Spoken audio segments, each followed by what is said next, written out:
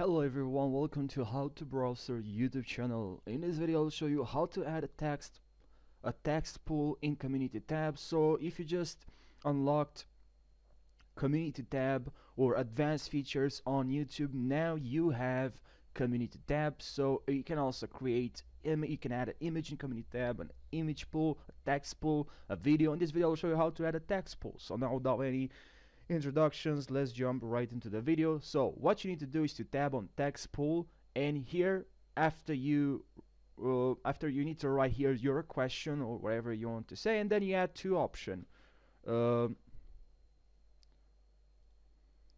And here you have to write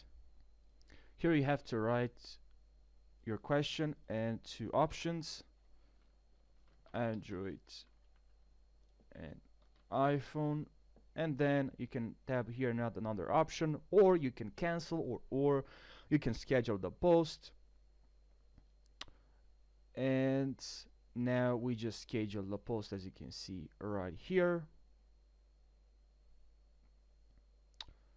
And that's pretty much how you do it. Thank you for watching this video, and see you in the next one. Take care. Don't forget to subscribe for more tutorials. Thank you.